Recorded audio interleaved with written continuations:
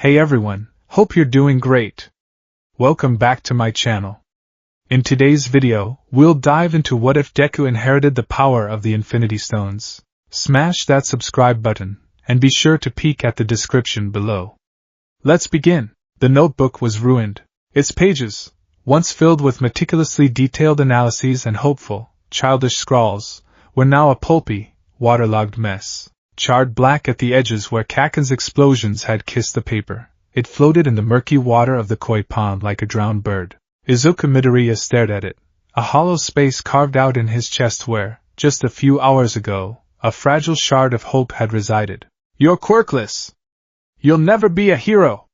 Why don't you take a swan dive off the roof and pray for a quirk in your next life? Kaken's words echoed in the suffocating quiet of the school's back courtyard. They weren't just insults. They were a verdict, delivered with the casual cruelty only a childhood friend could master. And the worst part, the part that twisted like a knife in his gut, was the sliver of truth they held. He was quirkless. A biological error in a world defined by the extraordinary. 80% of humanity had some kind of superpower, from the mundane ability to bend spoons to the godlike power of all might. Izuku had won the genetic lottery in reverse. But the final blow hadn't come from Kaken. It had come from his idol, the #1 hero, All Might. Izuku had, in a moment of desperate, fanboyish insanity, clung to the hero's leg as he leaped into the sky. On a lonely rooftop, beneath the judgmental gaze of the city, he had asked the question that had defined his entire existence. Can someone without a quirk become a hero like you? All Might's answer, delivered by a skeletal, sunken-eyed man bleeding from the mouth, had been kind, pragmatic, and utterly devastating. No, he'd said more, of course. He'd spoken of the danger, the reality of the profession. He'd encouraged him to be a police officer or a doctor if he wanted to save people. Noble professions. Safe professions. But for Izuku, it was like telling a bird with clipped wings that it could still be a magnificent worm digger. The sky was the only thing that mattered. Now, as he trudged home, the ruined notebook clutched in his trembling hand, the world felt gray and muted. The vibrant colors of hero billboards seemed to mock him. The cheerful chatter of passers-by was a language he no longer understood. He was an outsider, a ghost haunting the edges of a world he so desperately wanted to be a part of. He took the underpass, a shortcut he always used. It was cooler in the shade, the concrete walls smelling of damp earth and neglect. The dim light suited his mood. Each footstep was heavy, a physical manifestation of the leaden weight in his soul. It's over, he thought, the words a mantra of despair. My dream is dead. He was right. Kaken was right. Everyone was right. He was so lost in his misery that he didn't notice the sound at first. A faint, wet, sloshing noise coming from the manhole cover a few feet ahead. It was a sound that didn't belong. He looked up, his green eyes, usually so bright with analysis, now dull with defeat, and then chaos erupted. A torrent of viscous, foul-smelling green sludge burst from the manhole, a living tsunami of filth and malice. It coalesced into a monstrous form, vaguely humanoid but with no discernible features save for two huge, manic eyes and a gaping maw filled with yellowed, mismatched teeth. A medium-sized invisibility cloak, the sludge gurgled, its voice a sickening wet rasp. Perfect. I need to hide from him. Izuku froze. His mind, the same one that could deconstruct a hero's quirk in seconds, went utterly blank. There was no analysis, no strategy. There was only primal, paralyzing terror. The sludge villain lunged, and the world dissolved into a suffocating, green-black nightmare. It was in his mouth, his nose, his throat. He couldn't breathe. He couldn't scream. The stench was overwhelming, a mixture of sewage and decay that burned his senses. He clawed at the gelatinous mass engulfing him, his fingers sinking into the filth with no purchase. His lungs were on fire. Black spots danced in his vision. This is it, a distant part of his mind registered with calm horror. I'm going to die here. In an underpass. Drowned in garbage. Suddenly, a metallic clang echoed through the tunnel. Have no fear, a booming voice declared. For I am here. A shockwave of air pressure ripped the sludge from Izuku's body. He collapsed onto the grimy concrete, gasping, coughing, his body convulsing as he fought to draw air into his burning lungs. He looked up, his vision blurry, to see the towering, muscular form of All Might. The hero's signature smile was a beacon in the gloom. Texas smash! All Might roared, his fists blurring as he punched the air. The resulting hurricane of wind tore the sludge villain apart, splattering it against the walls. With practiced efficiency, he scooped the remnants into a pair of empty soda bottles. "Are you all right, young man?" All Might asked, his smile softening as he looked down at Izuku. Izuku could only nod, still wheezing. He had been saved by his idol. It should have been the greatest moment of his life. Instead, it was just the prologue to the rooftop, the prelude to his shattered dream. This was where he had made his mistake, where he had clung to the hero and forced the conversation that had ended everything. In a way, he was reliving his own funeral. After the rooftop debriefing, All Might had left him with a pat on the shoulder and a final piece of advice. It's not wrong to dream. Just make sure your dreams are realistic. And so Izuku continued his walk home, his body aching, his spirit crushed into a fine powder.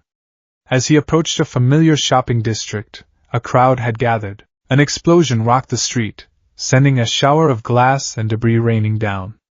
Instinct, the ingrained habit of a lifetime, took over. He pushed his way to the front, his hero analysis mind kicking in despite his despair. Fire, blocked alleys, a villain holding a hostage. The pro-heroes on the scene, Death Arms, Kamui Woods, the rookie Empty Lady, were all struggling. Death Arms was strong, but his quirk was useless against a fluid opponent. Kamui Woods was vulnerable to the fire. Empty Lady was too big to navigate the narrow street. It was a tactical nightmare. Then Izuku saw the hostage. The villain, a writhing mass of green sludge, was horribly familiar. And trapped within it, struggling, thrashing, was a boy with spiky blonde hair, his red eyes wide with a mixture of rage and sheer, undiluted terror.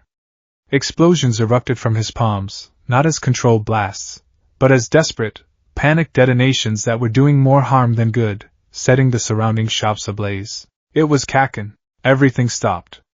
The noise of the crowd, the crackling of the flames, the shouts of the heroes, it all faded into a dull roar. Izuku's focus narrowed to a single point.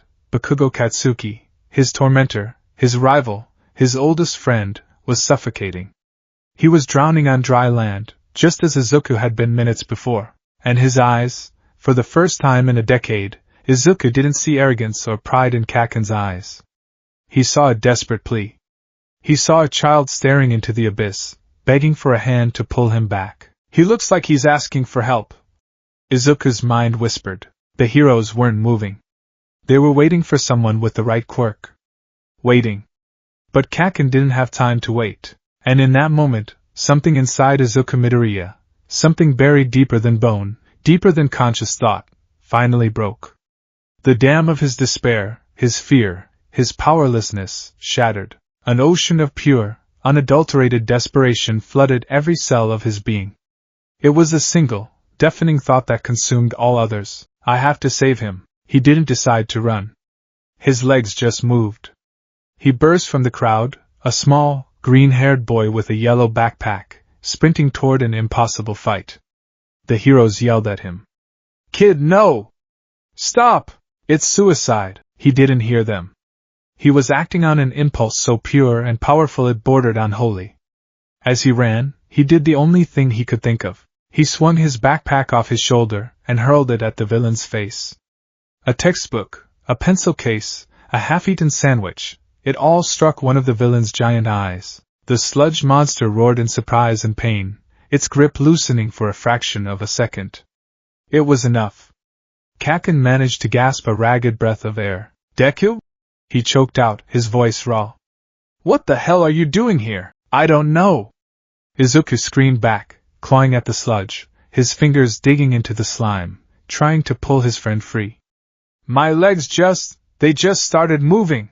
I couldn't just stand there and watch you die, Kaken." It was a futile effort. The sludge was too strong, too thick. It began to envelop him again. The villain's monstrous face loomed over him, its eyes burning with renewed fury. "You again? I'll kill you both!" This was it. He bought Kaken a few seconds, but now they would die together.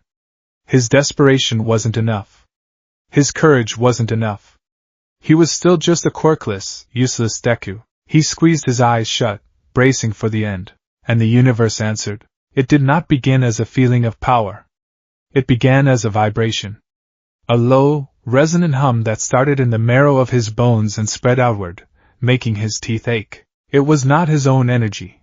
It felt ancient, alien, as if he had accidentally brushed against the foundational pillars of reality itself. A pressure built behind his eyes, in his chest, in the palms of his hands. It was 1,000 floodgates groaning under the strain of an infinite ocean. His overwhelming desire, save him, was the key turning in a lock that had been sealed for millennia. The hum became a screech. A dissonant, world-breaking chord of sound that ripped through the air.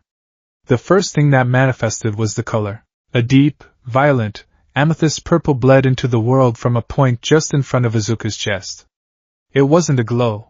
It was a tear in the fabric of space, a raw wound leaking pure, unadulterated power. The sludge villain recoiled, a shriek of primal fear escaping its foul maw.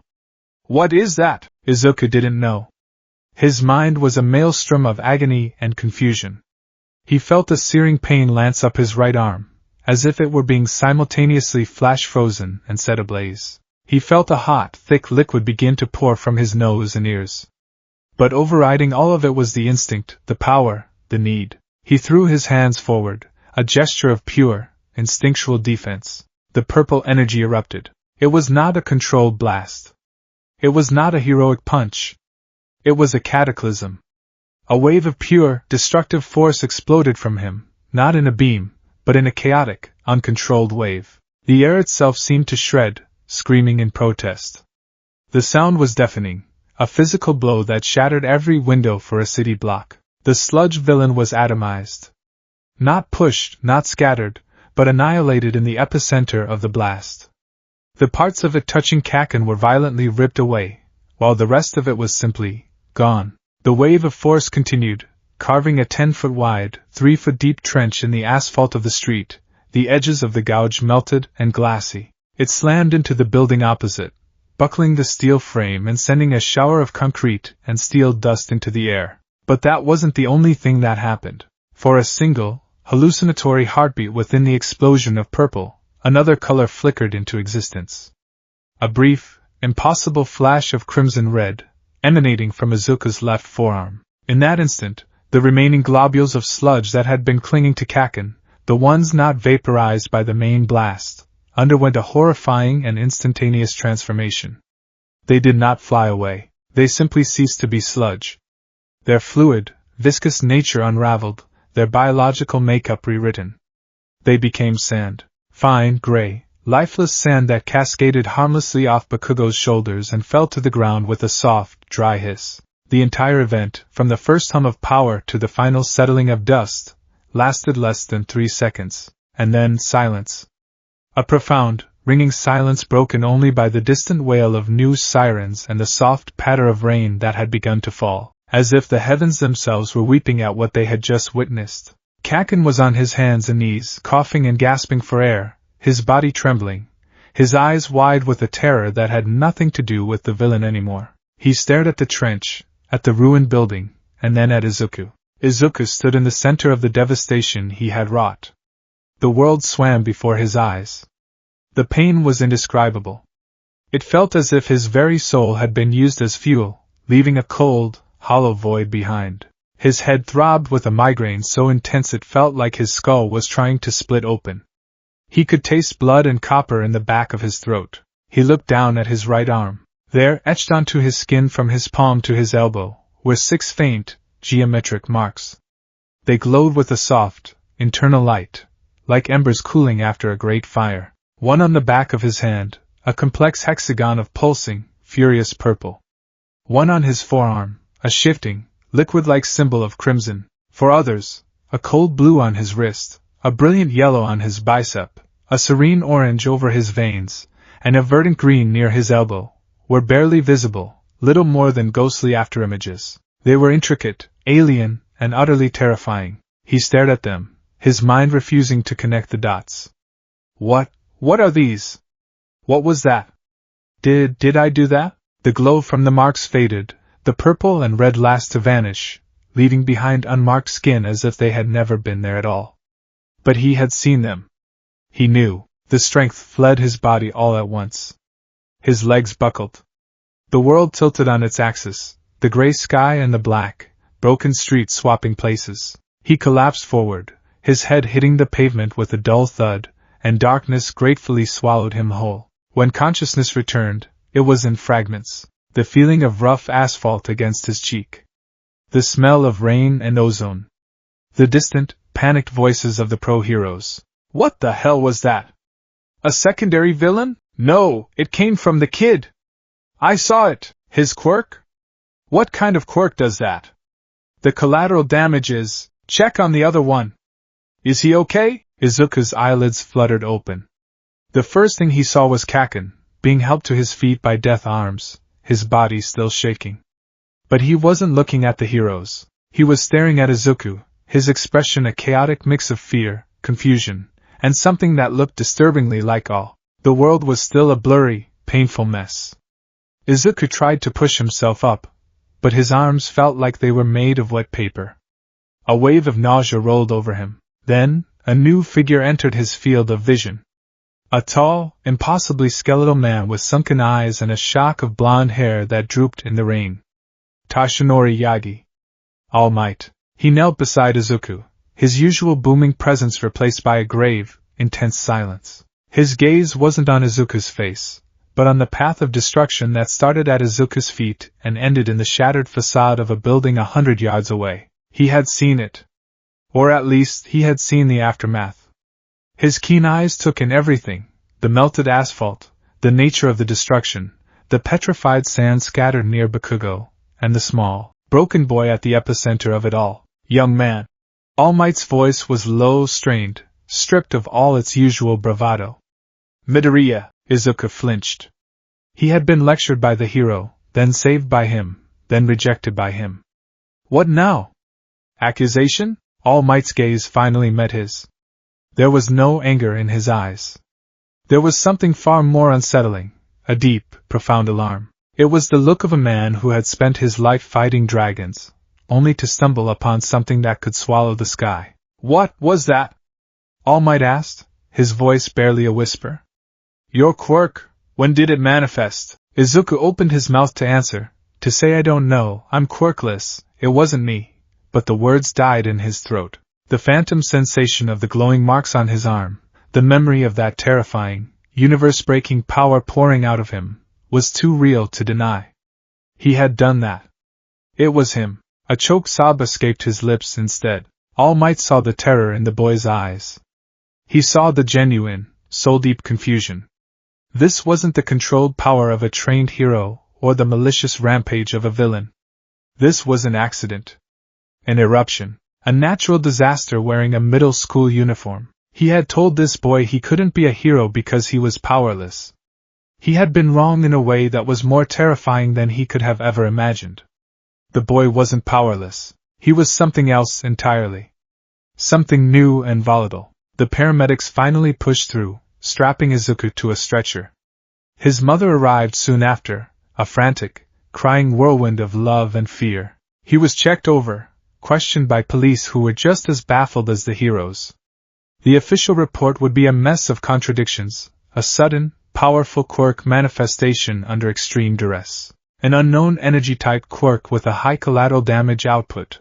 Izuku answered their questions numbly, giving vague, confusing answers because he had no others to give.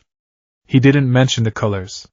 He didn't mention the marks on his arm. He didn't mention the feeling of reality itself bending to his will. How could he? It sounded insane. He felt insane. He was released a few hours later with a diagnosis of quirk exhaustion, severe shock, and minor contusions. As his mother led him away, a hand fell on his shoulder. It was Tashinori Yagi. He steered them to a quiet corner, away from the prying eyes of the press. Mrs. Midoriya, he said, his voice gentle but firm. I am a counselor from Yue High School. We were made aware of the incident. Inko Midoriya looked at him, her eyes red-rimmed. Yue? But my Izuku, his quirk only just... Precisely. Tashinori interrupted softly.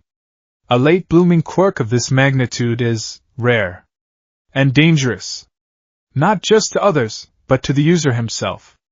He looked directly at Izuku, his gaze piercing. A power like that cannot be left untended.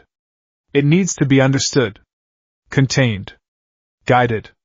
If it's left to fester, to be triggered by fear or stress.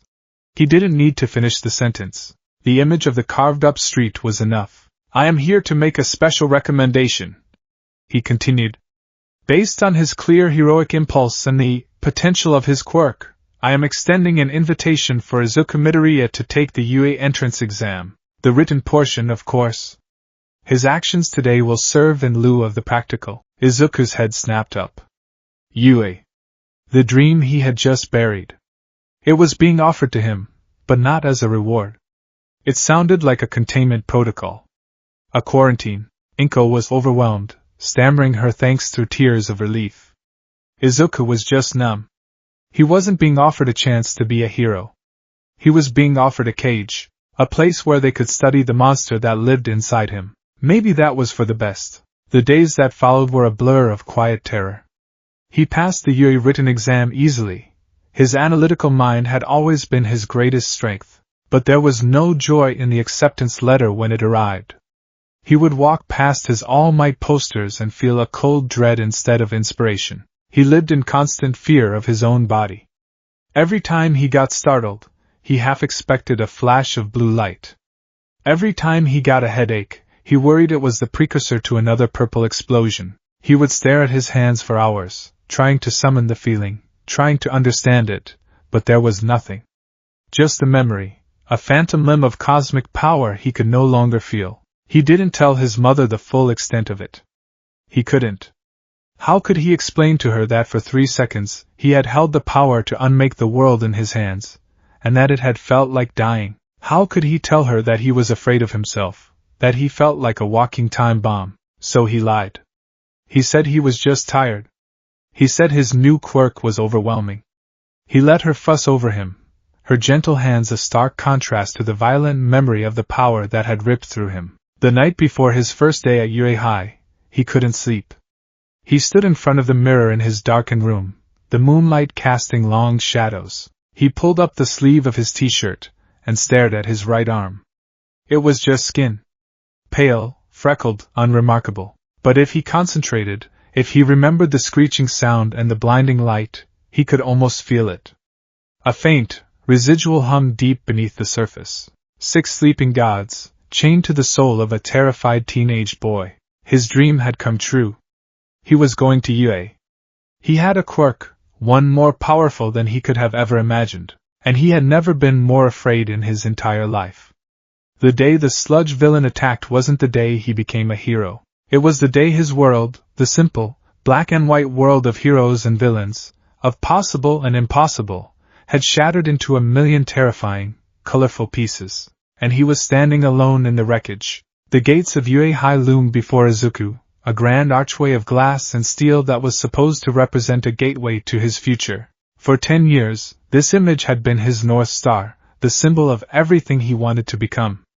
Today, it felt like the entrance to a pristine, high-tech prison, one he had willingly walked into. His new uniform, crisp and perfectly fitted, felt less like a badge of honor and more like a straitjacket. He took a deep, shuddering breath, trying to calm the frantic hummingbird pulse in his throat. Just be normal, he told himself, the mantra a flimsy shield against the encroaching panic. Don't draw attention. Don't get scared. Don't get angry. Don't feel anything too strongly. It was an impossible list of commands. As he stepped onto the sprawling campus, the first curse made its presence known. It wasn't a sight or a sound, but a feeling. A low, thrumming pressure began to build in his chest, centered directly over his heart. With every student he passed, the pressure intensified, a dull, empathetic roar that vibrated through his ribcage. He could feel them. Not their thoughts, not their emotions, but their very existence, their life force. Each person was a small, warm flame, and together, the hundreds of students milling about the courtyard created a blinding bonfire of vitality that was profoundly overwhelming. The orange mark, the one he'd glimpsed over his heart, wasn't visible, but he felt its phantom presence, a hot brand against his sternum. This was the Soul Stone's power, he dimly realized, its influence seeping into his senses. It wasn't a noble awareness of the sanctity of life, it was a cacophony. The sheer, crushing weight of 1,000 lives pressing in on him from all sides made his head swim. He hunched his shoulders, pulling his backpack straps tight as if to physically hold himself together, and hurried toward the main building, desperate for the relative quiet of a classroom. He found Class 1A without incident, a ridiculously oversized door greeting him. He paused before it, his hand hovering over the handle. On the other side of this door were his classmates, 19 other flames, 19 other souls. He braced himself, slid the door open, and stepped inside. The pressure in his chest lessened slightly, but it was immediately replaced by something far more invasive. A sharp, stabbing pain lanced through his right temple, as if a needle had been dipped in ice and driven into his skull. The air, which had been filled with the low-key chatter of teenagers getting to know each other, suddenly became a jumble of psychic noise. It wasn't telepathy, not in the way the comics depicted it. It was like tuning a radio between stations, catching disjointed, emotionally charged fragments of thought. Hope the teacher isn't too tough. My costume is going to look so cool. Is that him? The one with the green hair from the sludge incident? He looks kinda plain. I need to make a good first impression. As a member of the esteemed Ida family, the psychic shrapnel bombarded him. He flinched, one hand flying to his temple where the yellow mark had once glowed. The migraine intensified, making the bright lights of the classroom painful. He saw the boy with engines in his legs, Tenya Ida, berating Bakugo for having his feet on the desk. He saw the cheerful, round-faced girl with the brown bob, Achiko Uraraka, talking with a girl with pink skin. Every one of them was a source of this mental static. He needed to sit down. He spotted an empty desk near the back, a safe haven in the corner of the room.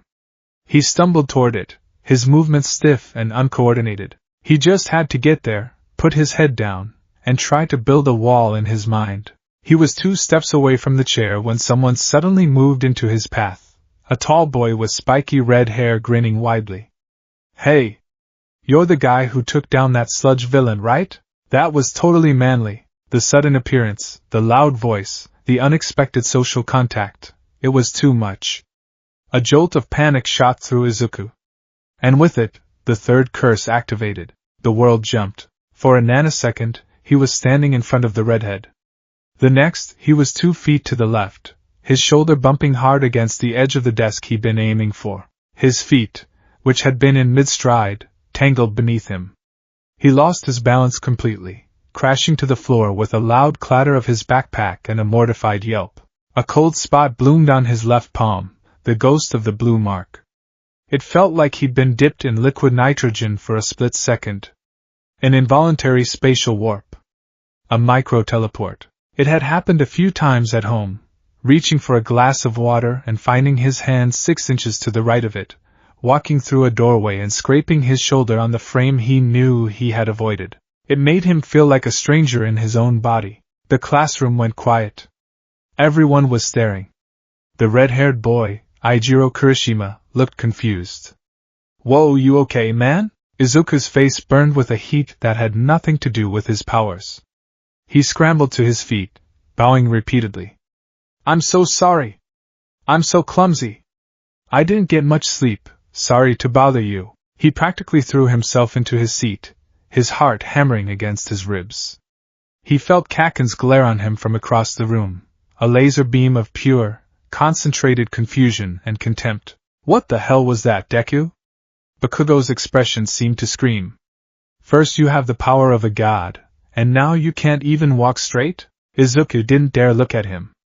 He squeezed his eyes shut and pressed the heels of his hands against his temples, trying to block out the psychic noise, the thrum of life forces, the vertigo from his spatial hiccup.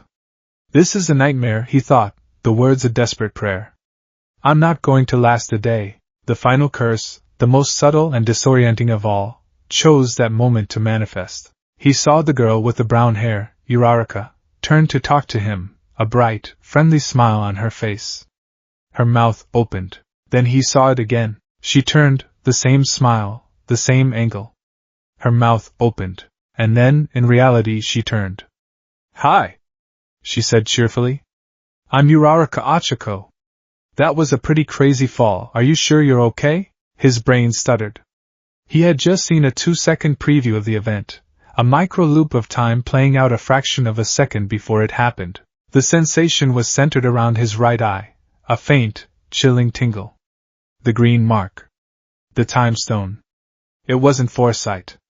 It was like his perception of reality had a persistent, lagging echo. It made him feel disconnected, like he was watching the world on a faulty live stream. "I am fine," Izuku stammered, his voice an octave too high. "Just nervous. I'm Midoriya Izuku. Nice to meet you." Before the conversation could continue, a new presence appeared at the door.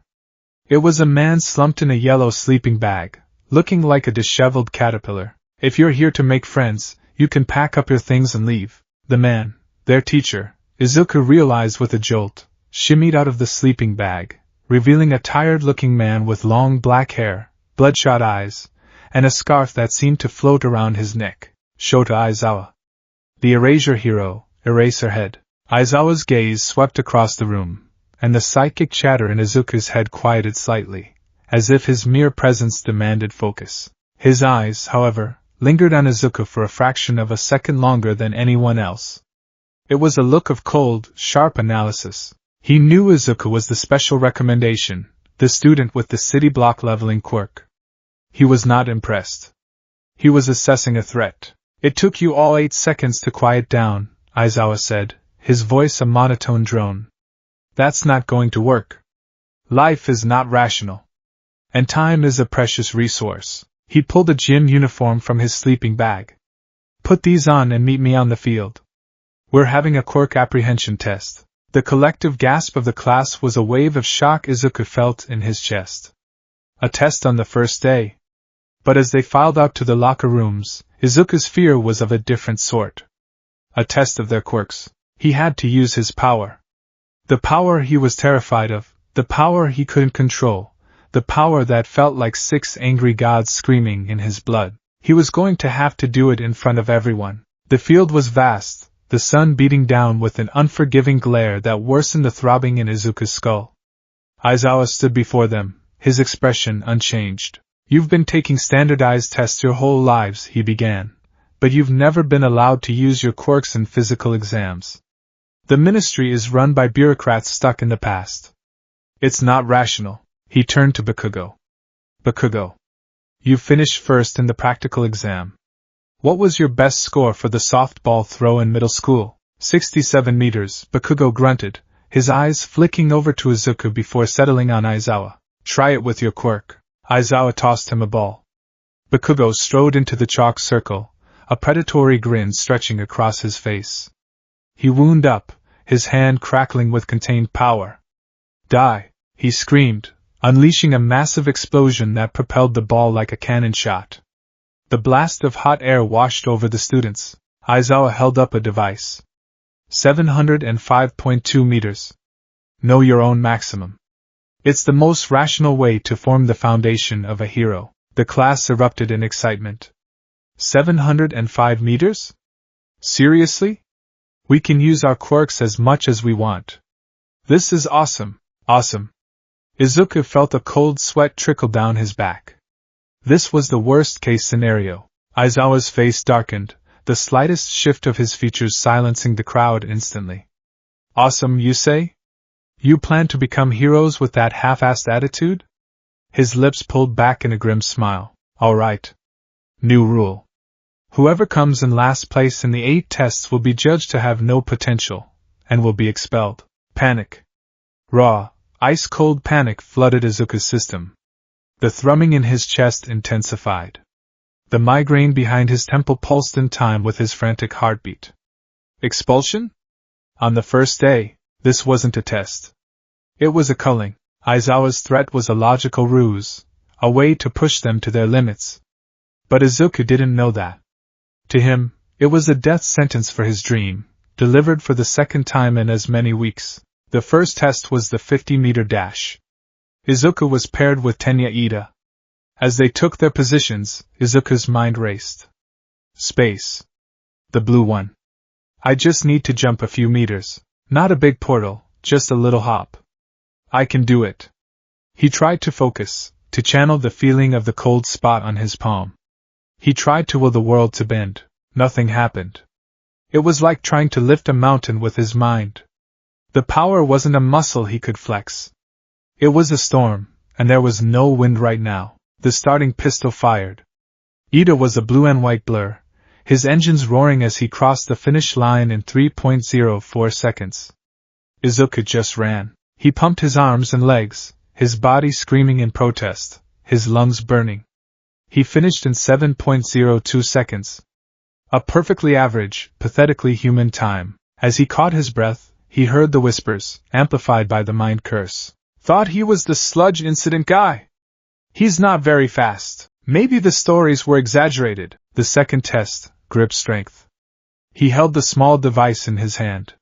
He could feel the latent potential of the purple power, the power stone, humming deep within his arm. A fraction of a percentage of that power would shatter the device into dust. He couldn't risk it. He squeezed as hard as he could with his own physical strength. The result was a meek 56 kilograms. The giant six-armed student beside him, Mizo Shoji, registered 540 kilograms. More whispers. More doubt. More pain in his head. The standing long jump. He stood at the edge of the sandpit. Come on, space, just a little hop. He pleaded with the silent power. He jumped. He landed with a thud in the middle of the pit. Another failure. The flashy blonde, Yuga Oyama, used a laser from his navel to propel himself across the entire length of it, side-to-side steps. This was where his lack of control betrayed him completely. He started the exercise, his movements quick and focused. But the stress, the fear of failure, was a catalyst. On his third step to the right, his left palm tingled with that telltale cold. The world stuttered, and he teleported, not forward, not backward, but a mere 6 inches up. His feet, suddenly finding no ground beneath them, tangled. He stumbled, catching himself before he could fall completely, but his rhythm was shattered. Midoriya, what are you doing? Aizawa's voice was flat, devoid of emotion, which was somehow worse than anger. Focus. He tried to continue, but he was off balance, his mind reeling. He felt the cold tingle again and overcompensated, tripping over his own feet. He ended with a pitifully low score. The class wasn't just whispering now, some were openly staring, their expressions ranging from pity to annoyance. He was wasting their time, he was failing. In every single category, he was proving Aizawa right. He had no control. No potential. It all came down to the final test. The ball throw. He was the last one to go. He walked into the chalk circle, the ball feeling impossibly heavy in his hand. The entire class was watching. He could feel their collective gaze, a physical weight. The mind curse fed him their thoughts, pity, disappointment, and from Kaken, a burning, laser-like confusion. He's going to fail, Izuku thought, the despair a thick sludge in his throat. He's going to expel me. My dream ends here, because I'm too scared to use the one thing that got me in. He looked at his right hand. The hand that had unleashed that devastating power. He remembered the feeling, the agony, the rush, the sheer, terrifying scale of it. He couldn't do that again. He couldn't risk leveling the training ground, but he had to do something. His gaze fell on Aizawa, who was watching him with those dead, calculating eyes. Then he saw All Might, or rather, the skeletal Toshinori Yagi, peeking around the corner of the building, his face etched with worry. He was here. He was watching. I can't let him down. The desperation was a familiar feeling. It was the same desperation that had made him run toward the sludge villain. And just like before, it was the key. A faint hum started in his bones. Okay, he thought, his mind racing. Okay. Just a little. Not the whole storm. Just a single drop of rain. The purple one. The power stone. Don't release it as a wave. Channel it. Focus it. Just into the ball. A push, not an explosion. He took a deep breath, the air tasting of ozone and dread. He wound up his arm, mimicking Bakugo's throw. He tried to feel the power, to call to it, to beg it for a fraction of its strength. The hum intensified. Searing pain, white-hot and immediate, shot up his arm from his fingertips to his shoulder. He gasped, his vision whitening at the edges. On the back of his right hand, the complex hexagonal mark blazed into existence, a sigil of incandescent purple light, so bright it was visible even in the harsh sunlight. It wasn't a faint ember this time, it was a miniature star. He screamed, a sound that was half effort and half agony, and through the ball. It was not a clean release. A jagged, uncontrolled arc of purple energy, thin as a razor's edge but crackling with cosmic force, lashed out from his hand. It connected with the ball, and for an instant, the ball was wreathed in a corona of violent light. There was no boom. There was a sound that defied physics, a high-pitched, metallic screech, like the universe itself tearing. The ball didn't fly. It vanished. One moment it was there, wreathed in purple fire. The next, it was gone, propelled at a velocity that the human eye couldn't track. It didn't arc toward the sky. It went straight up, punching a hole through the clouds and continuing on a direct, unwavering path into the cold, black vacuum of space. A small shockwave, a mere echo of the power he'd unleashed, pulsed from his hand, kicking up a ring of dust around the circle. Then came the second sound. An ugly, wet snap. Izuku's arm gave out. The pain was absolute. It wasn't a clean break. It felt like every bone in his forearm and hand had been shattered into 1,000 pieces. The very marrow flash-boiled. He stumbled back, clutching his arm to his chest, his face pale and slick with sweat. The purple mark on his hand flickered violently before fading away, leaving behind skin that was already beginning to swell and discolor. He fell to his knees, biting back a sob of pure agony. He had done it. He had used his power. Aizawa looked down at the device in his hand. The screen was flashing a single symbol, infinity. Infinity. It had lost track of the ball somewhere beyond the mesosphere. He lowered the device, and his eyes were not impressed. They were filled with a cold, terrifying alarm. So you can produce the power, Aizawa said, his voice dangerously low as he strode toward Izuku.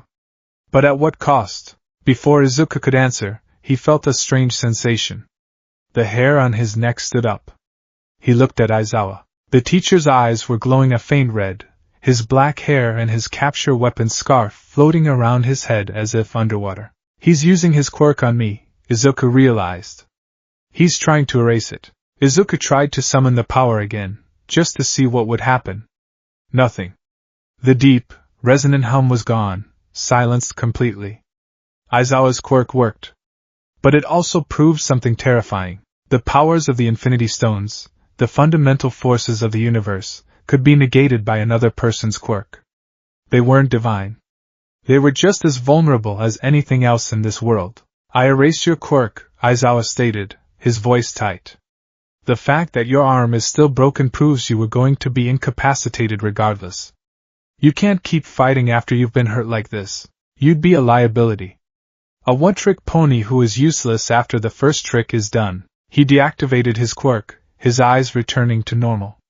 You have no control, a suicidal lack of self-preservation, and a power that is more of a danger to you and your surroundings than to any villain.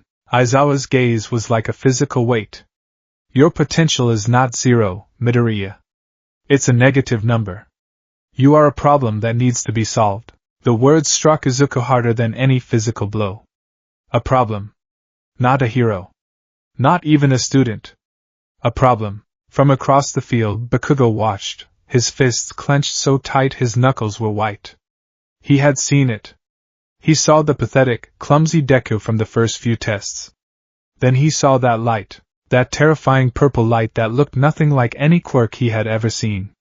He heard the scream of tearing air. He saw the impossible result, and then, he saw Deku collapse, cradling a shattered arm, his face a mask of agony. It wasn't a victory.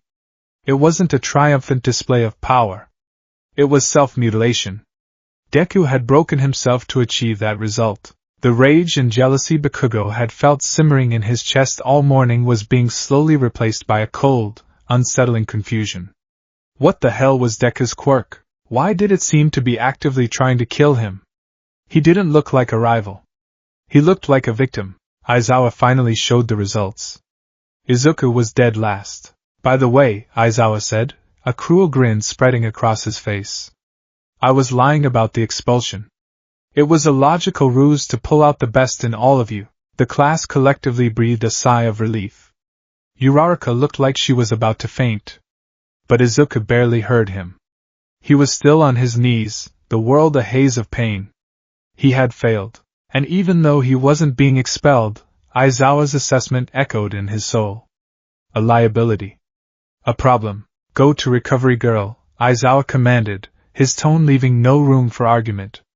And from this moment on, you are under strict observation. You will not use your quirk again, not even a flicker of it, without my direct supervision and approval. Am I understood? Why yes, sir, Izuku whispered, shame and pain warring within him. As his classmates surrounded him with worried questions and exclamations, Izuku felt utterly alone. He had shown them his power, and in doing so, had only succeeded in proving how monstrously unfit he was to wield it. The 6 curses weren't just sensory afflictions. They were fundamental aspects of a power that was actively rejecting him, breaking his body, and isolating him from everyone around him. He had a quirk.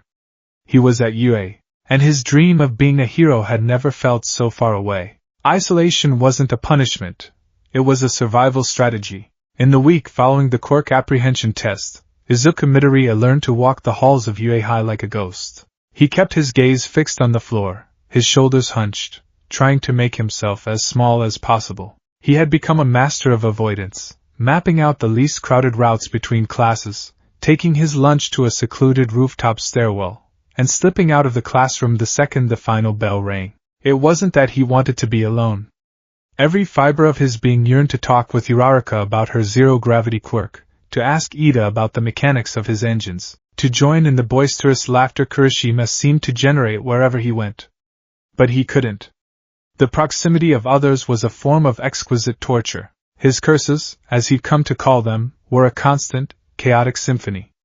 The soul curse was the relentless bass drum, a low-level thrum of life energy that made his bones vibrate in a crowd. The mind curse was the shrieking, distorted feedback, a storm of psychic static that gave him cluster headaches and made it impossible to follow a single conversation. Every time he tried to talk to Uraraka, her genuine, friendly thoughts. "He looks so nervous, I hope I'm not making him uncomfortable," would clash with Ida's rigid internal monologue. "Maintain proper posture, represent the Ida family with dignity." And it was all he could do to nod and stammer a reply before fleeing. The physical curses were worse. He lived in a state of perpetual vertigo, his perception of time stuttering like a scratched movie reel. He'd see a classmate drop a pen, then see it again a second before it happened, the déjà vu so constant it was nauseating. His own body was a traitor, the space curse a malicious poltergeist. He'd reach for his locker handle and his hand would appear an inch to the left, rapping uselessly against the cold metal. He had more bruises from bumping into doorframes than from any training exercise. He was an anomaly. The boy with the infinity score quirk who couldn't be trusted to carry a tray of food across the cafeteria without mishap. His classmates treated him with a strange mixture of awe, pity, and wary distance. They had seen the purple light and the shattered arm. They saw him now, flinching at loud noises and stumbling over flat surfaces.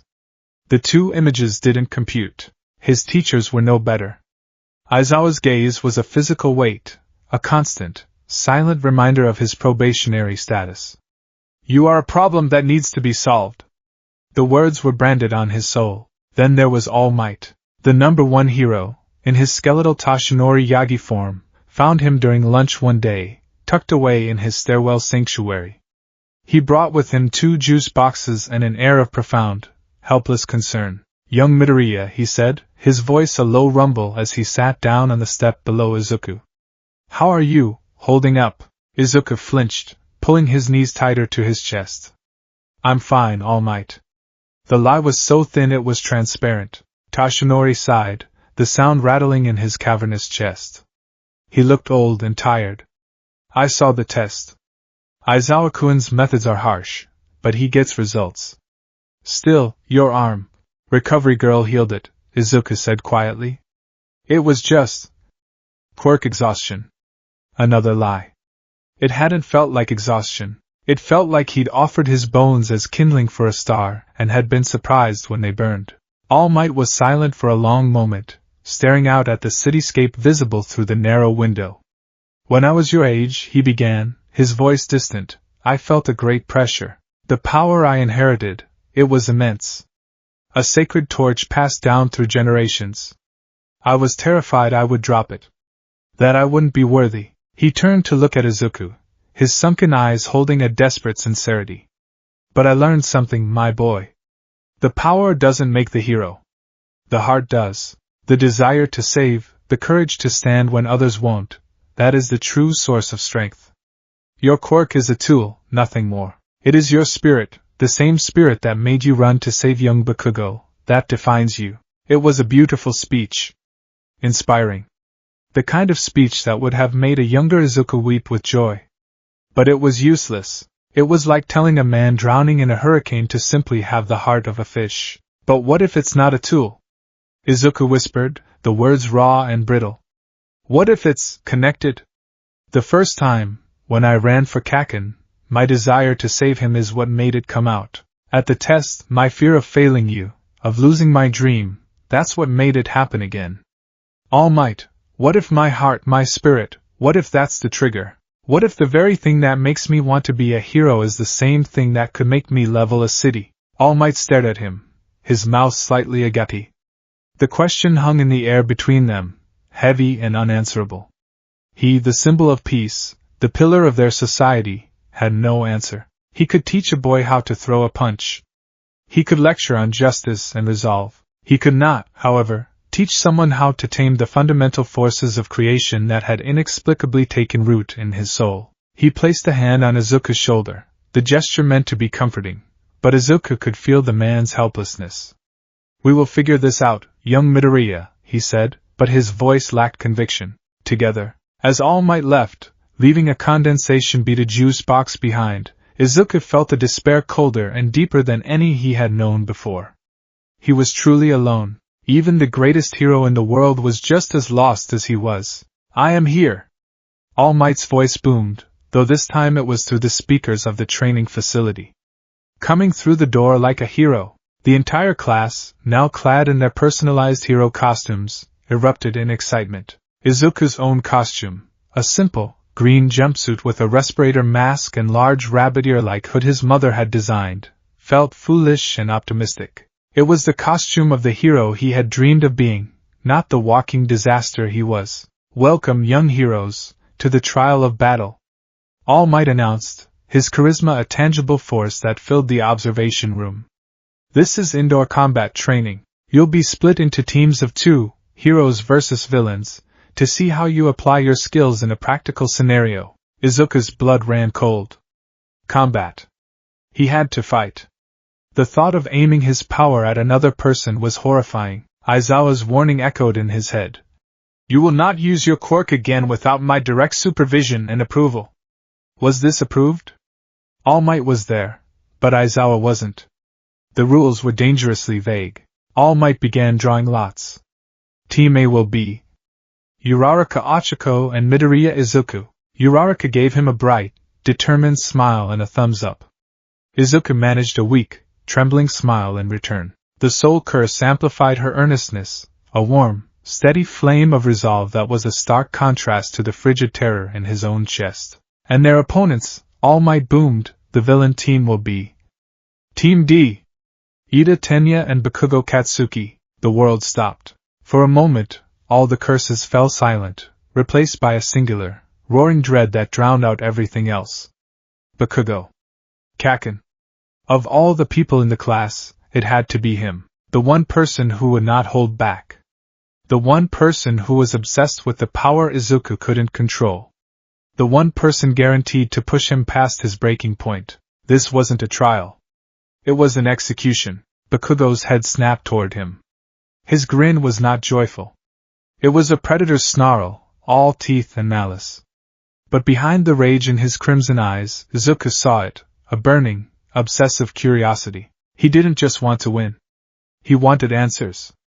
And he was prepared to beat them out of Izuku. The scenario is this. All Might explained, gesturing to a monitor showing the layout of a 5-story building. The villains have hidden a nuclear weapon in their stronghold. The heroes must either secure the weapon or capture both villains within the time limit. The villains win if they protect the weapon or capture the heroes. Now, teams, to your starting positions. As they walked toward the training building, Uraraka tried to strategize. Okay, so Bakugo will probably come straight for you, right, Deku-kun? He seems to have a thing with you. Maybe I can use my quirk to float some debris and create a diversion while you sneak past? Her plan was sound. Logical. But Izuku could barely hear her. His mind curse was picking up the furious, crackling storm of Bakugo's thoughts from floors above, a mantra of Deku! Quirk, show me! I'll kill you, show me that power! We need to be careful, Izuku managed to say, his voice tight. Kaken, he's not going to be focused on the mission. He's focused on me. They entered the building, the metal door clanging shut behind them, sealing them in. The interior was a labyrinth of gray corridors and empty rooms. Every shadow seemed to hold a threat. They didn't have to wait long. They were rounding a corner on the second floor when a blur of orange and black shot out of a side hallway. There was no warning, no monologue. Just a massive, right-hook explosion aimed directly at Izuku's head. Instinct, honed by a decade of being Kaken's primary target, took over. Izuku shoved Uraraka back and threw himself to the side. The blast tore past his face, the heat scorching his cheek, the concussion making his ears ring. The wall beside him blackened and cracked. Come on, Deku! Bakugo snarled, his gauntlets smoking. Don't you dare run from me. You think you're hot stuff now, with that freaky light show? Show it to me. Show me the power that made a fool out of me. He lunged again, a series of smaller, rapid-fire explosions propelling him through the air like a human pinball. Izuku was purely on the defensive. He couldn't fight back. Using the power stone was out of the question. A single miscalculation could bring the whole building down on top of them. Using the space stone was too risky. He might accidentally teleport himself into a wall, or worse, teleport Uraraka into the path of a blast. So he ran. He dodged. He used the building's layout, his analytical mind seeing angles and escape routes.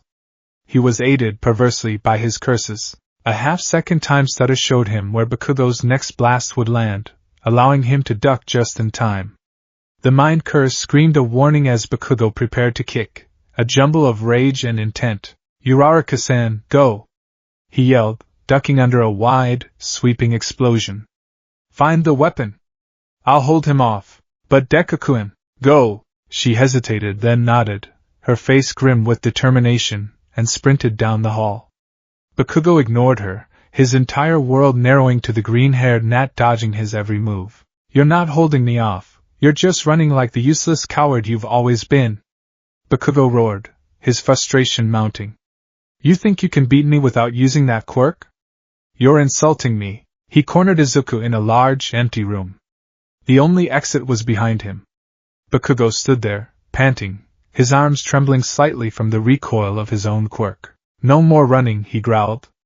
You and me. Right now. Show me what you've got, or I'll blast you into a bloody smear. To prove his point, he raised his right gauntlet.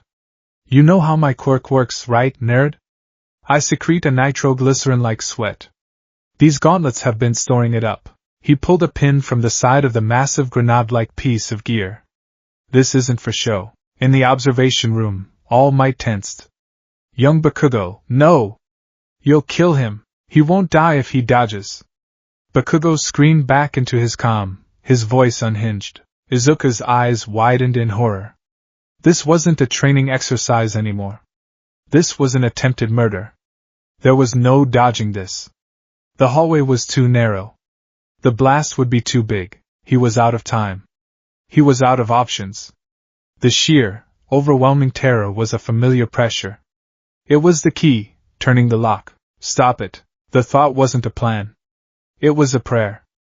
A desperate plea to the universe. Make it stop. Bakugo fired.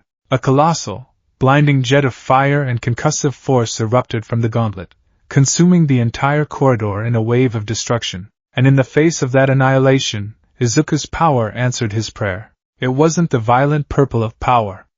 It wasn't the cold blue of space. It was a flicker of deep, impossible crimson. The shifting, liquid-like symbol of the reality stone blazed to life on his left forearm, a scarlet brand burning through the fabric of his costume. The pain was different this time, not the shattering agony of the power stone, but a dizzying, nauseating sensation, as if his mind were being pulled apart like taffy. He didn't throw a punch. He didn't even raise his hands. He just stared, his terror and his will focused into a single point, and reality bent. The air in front of Izuku, in a 10-foot wide, 2-foot thick slab, changed. It did not become a solid wall of force. Its very nature was rewritten. The nitrogen, the oxygen, the argon, they ceased to be gases. They warped, their molecular bonds twisting into something new and fundamentally wrong. The air became a semi-transparent, gelatinous wall, shimmering like warped glass or heat haze. It was the color of a fresh bruise, a swirling mix of red and purple and sickly yellow. The explosion slammed into this bizarre barrier. And was absorbed. There was no impact, no shockwave. The roaring sound of the blast was instantly muffled, reduced to a wet, squelching thud. The fire and force plunged into the gelatinous substance and vanished, its energy unmade, its existence negated. The strange wall wobbled like a struck bell made of jelly, ripples of distorted light spreading across its surface. Then, as quickly as it had appeared, it dissolved back into normal, breathable air. The corridor was scorched black. The walls were pitted and cracked. But Izuku stood untouched, swaying on his feet. The backlash was immediate and catastrophic. The world dissolved into a smear of colors. The pain in his head was no longer a sharp jab but a feeling of complete cognitive dissonance, as if someone had erased the concepts of up and down from his brain. He felt a hot trickle of blood from his nose. His vision flickered, and for a terrifying second, he saw the corridor not as scorched concrete, but as twisting, fleshy tendrils and weeping eyes before it snapped back to normal. His knees gave out. He collapsed, his body hitting the floor with a heavy thud. The last thing he saw before his vision went dark was Bakugo's face, pale and wide-eyed, completely and utterly stunned. In the observation room, there was dead silence. The students stared, dumbfounded. All Might was frozen, his heroic smile gone, replaced by an expression of pure dread. He had just witnessed the boy tell reality to get out of the way, and reality had listened. Bakugo stood in the smoking corridor, his ears ringing. He stared at the spot where his ultimate attack had simply ceased to exist. He stared at the pathetic, trembling form of Deku, curled up on the floor, bleeding from the nose and looking like he was about to vomit up his own soul. The calm in his ear crackled. The hero team wins. Uraraka had found and secured the weapon while he was monologuing. He didn't care. He walked forward slowly, his boots crunching on fragments of concrete. He stood over Izuku, who was weakly pushing himself onto his hands and knees, his body shaking uncontrollably. This wasn't the triumphant moment he had envisioned. There was no satisfaction in this victory. Deku hadn't fought back. He had just refused to be destroyed. And the effort had broken him. For the first time, Bakugo didn't see the useless, quirkless Deku he'd bullied for years. He didn't see a sudden, powerful rival who had cheated his way to the top. He saw something else. He saw a kid who was terrified. Not of him, not of his explosions. He was terrified of the very thing that was supposed to be his strength. The anger drained out of him, replaced by a cold, frustrating wave of confusion. This made no sense. Power was something you mastered. Something you controlled.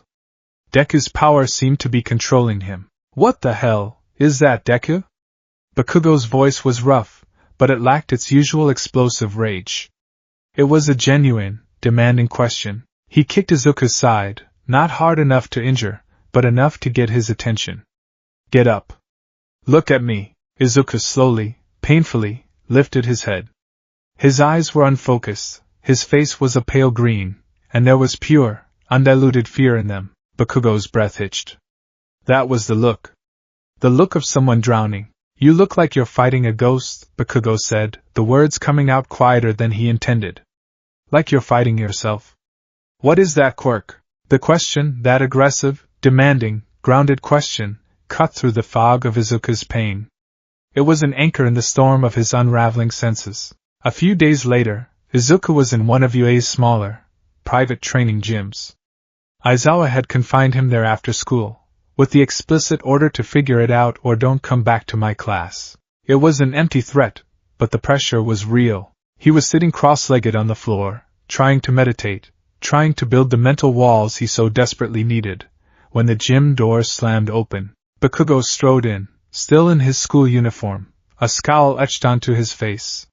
He threw his bag into a corner and marched toward Izuku. Izuku flinched, scrambling backward. Kaken! What are you doing here? Shut up, Bakugo snapped. He stopped a few feet away, his hands shoved in his pockets.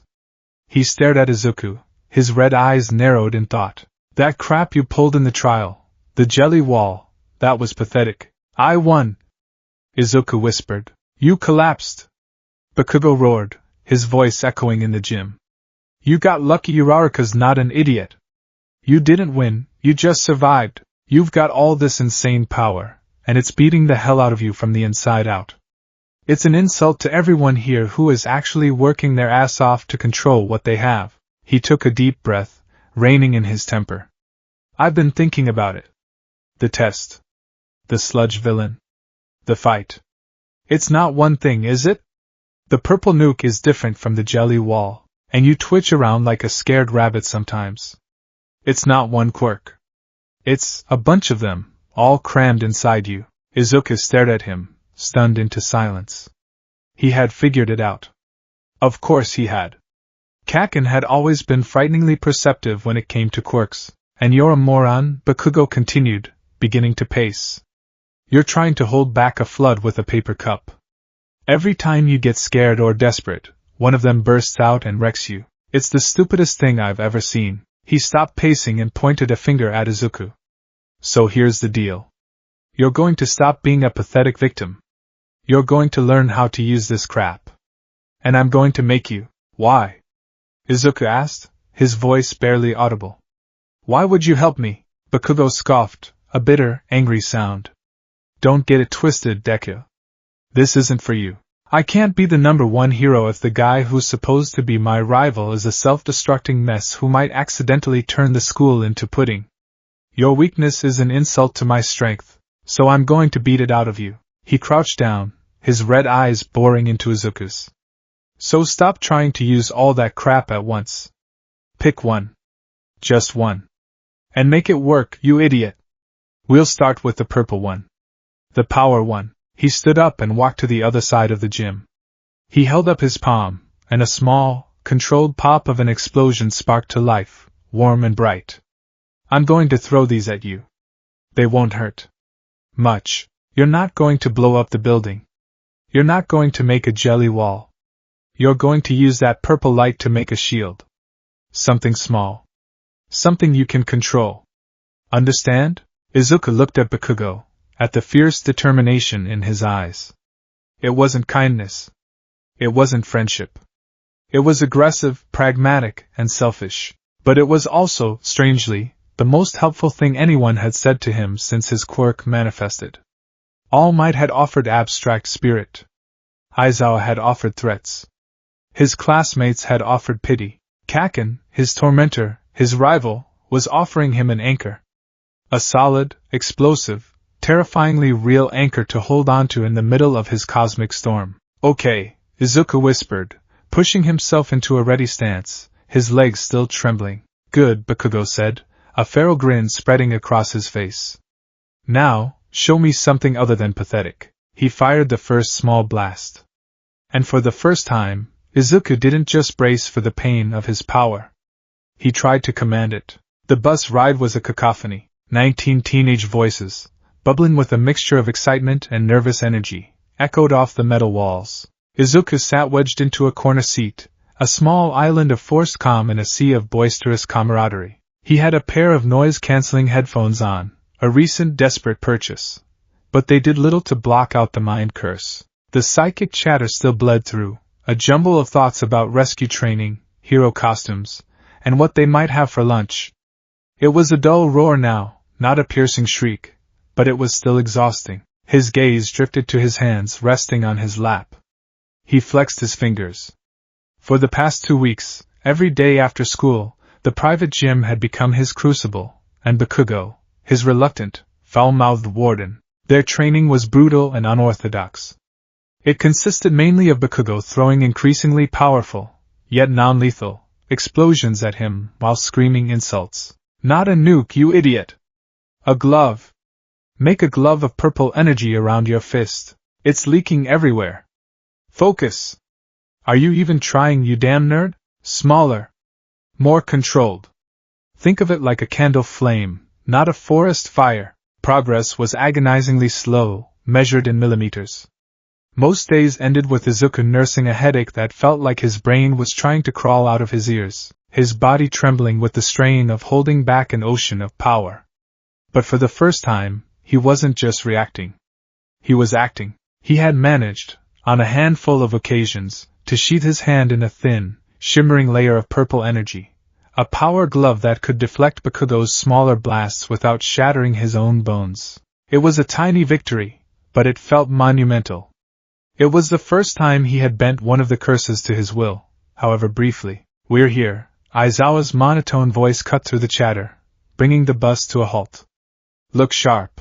They stepped out into the shadow of a colossal, domed structure that looked like something out of a science fiction film. The unforeseen simulation joint, or USJ, a figure in a puffy, white suit that resembled a spacesuit greeted them. Hello, everyone. I've been waiting for you. It's the Space Hero, 13. Uraraka squealed, her eyes sparkling. Izuku felt a genuine smile touch his lips. He loved 13. Their quirk, black hole, which could suck up and disintegrate anything, was a fascinating example of a power that was both incredibly destructive and primarily used for rescue and disaster cleanup.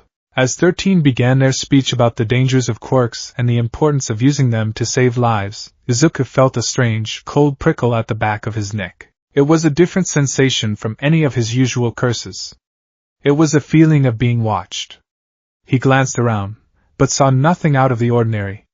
His classmates were listening intently. Aizawa was standing off to the side, his typical bored expression in place. 13 gestured to the vast interior of the dome. I've created a training ground with all sorts of accidents and disasters. A landslide, a shipwreck, a fire, a windstorm, and so on. They stopped. The lights inside the massive dome flickered and died, plunging the facility into an eerie twilight lit only by the emergency strobes. In the central plaza, directly below the main entrance where they stood, the large fountain sputtered and went still. From the center of that fountain, a swirling vortex of dark, hazy purple light, eerily similar to the color of Izuku's own power curse, began to coalesce. It was not a solid object, but a tear in space, a portal. Aizawa tensed instantly. 13. Protect the students. Something's not right. A hand emerged from the portal first. A pale, slender hand, followed by a man covered in them. Disembodied gray, decaying hands were clamped all over his arms, his chest, his neck, and one, larger than the rest, obscured his face. He was tall and thin, with a wiry frame, and he moved with a jittery, scratching motion, like an insect.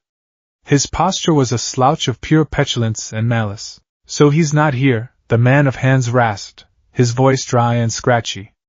I went through all the trouble of bringing so many friends, and All Might, the symbol of peace, isn't even here. Maybe if we kill a few kids, he'll show up. Behind him, dozens upon dozens of figures began to stream from the portal. They were a motley collection of street thugs, low-level villains, and mutants, their faces a gallery of sneers and predatory grins. This wasn't a drill. This was a full-scale invasion, and among them, one figure stood out. It stepped through the portal last, a hulking behemoth of muscle and sinew. It was the size of a small truck, its skin a dark, bruised purple, its brain exposed and pulsating within a shattered skull. Its eyes were vacant, lifeless beads, and its mouth was fixed in a permanent, bird-like beak. It stood silently, an engine of pure destruction waiting for a command. Villains? Kirishima said, taking a step forward. No way, they can't be real. Stay back. Aizawa barked, pulling his yellow goggles over his eyes. His capture weapon scarf began to float ominously around his neck. This is real. 13. Get them out of here. Kaminari, try using your quirk to contact the school. As the electric-type student tried and failed to get a signal, his communications jammed. Aizawa did the unthinkable. He leaped. He launched himself from the top of the stairs, a lone figure diving headfirst into a sea of over 100 villains. Izuku watched, his mind, for once, clear and sharp. The chaos had a strangely clarifying effect. The psychic noise of his classmates was gone, replaced by a singular, unified wave of terror. His own fear was a cold, hard knot in his stomach, but the analytical part of his brain took over. Aizawa was magnificent. A true underground hero. He wasn't flashy. He was brutally efficient. He moved like a phantom, his scarf lashing out like sentient tentacles, capturing villains, throwing them into each other. He would look at a villain with a powerful physical quirk, and their muscles would sag, their power gone. He was a master of fighting quirk users, nullifying their greatest asset and then dismantling them with practiced hand-to-hand combat. But there were too many of them. While the students were backing away toward the entrance, the swirling purple mist from the portal, a villain himself, Izuku realized, appeared before them, blocking their path. I won't let you leave, the mist villain said, his voice a polite, sinister baritone. My name is Kurojiri. We are the League of Villains. Our purpose today is to end the life of All Might. But until he arrives, you will serve as our entertainment. He expanded, a dome of dark fog enveloping the students. Izuku felt a nauseating lurch, a sensation horribly similar to his own uncontrolled spatial jumps. The world twisted. He instinctively reached out, grabbing the arm of the girl nearest him, Tsuyu Azui, the frog-like girl, and the small, purple-haired boy, Minoru Mineta, who was trembling beside her. And then, they were falling. The world resolved around them. They were no longer at the entrance. They were in the air, plummeting toward a large body of water inside a zone designed to simulate a shipwreck. The water below churned, and Izuku could see the silhouettes of villains with aquatic quirks circling like sharks. Panic flared in Izuku's chest. Azui was fine. She was a frog. Mineta was screaming. Izuku couldn't swim well enough to fight off villains. They were going to be swarmed. Get us out of here. The thought was a desperate command. He didn't have time to try and coax the power stone into a shield. He didn't have the mental fortitude to try and warp reality. He needed a jump. He needed the space curse. He focused on the blue mark he knew was dormant on his left palm. He didn't try to force a massive teleportation. He remembered what Bakugo had been screaming at him for weeks. Smaller. More controlled. He visualized their destination, the deck of the large ship that was the centerpiece of the zone, maybe 50 feet away. It was a solid, stable target. He poured all his focus, all his will, into that single intention.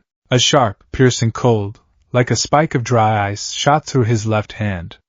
The blue, geometric symbol flared to life, a brief, brilliant flash of azure light. The world around the three of them, a 10-foot sphere of air, twisted.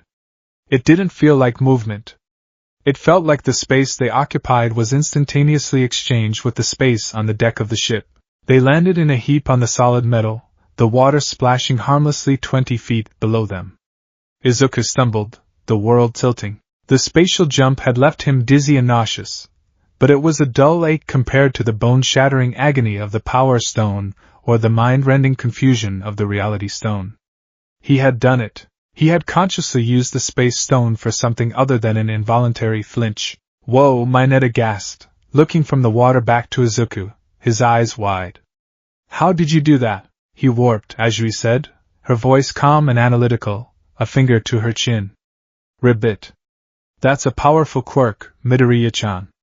But it looks like it takes a lot out of you. Izuku was panting, leaning against the ship's railing. She was right. He felt drained, but he was functional. His arm wasn't broken. His mind wasn't unraveling. This was progress. Before he could process the victory, the villains in the water converged on the ship, attempting to tear it apart from below. They think we're the only ones here, Izuku reasoned, his analytical mind kicking back in. They don't know my quirk. They think we're trapped. He looked at his two classmates. We can use that. Ajui-san, what can you do? You can call me Tsu, she replied. I can jump high, stick to walls, and my tongue can stretch about 20 meters. I can also secrete a mild toxin. Mineta-kun? The small boy was sweating bullets, but he held up his hands. These balls on my head. I can pull them off, and they stick to anything. Super duper sticky. They'll stay stuck for a whole day, depending on how I'm feeling. But if I pull off too many, I start to bleed. Izuku's mind raced, connecting the pieces. Okay. I have an idea, he explained the plan quickly. Mineta would throw his sticky balls into the water. Ajui would use her tongue to throw Izuku. And Izuku would do something stupid. Using the power stone, he focused, remembering Bakugo's endless drills. He didn't need a nuke. He just needed a push. He channeled a tiny fraction of that purple energy into his right index finger. The hexagonal mark on his hand flickered to life, a soft violet glow. He aimed at the water's surface. Now, he flicked his finger. It wasn't a beam. It was a concussive pulse, like a pebble dropped in a pond.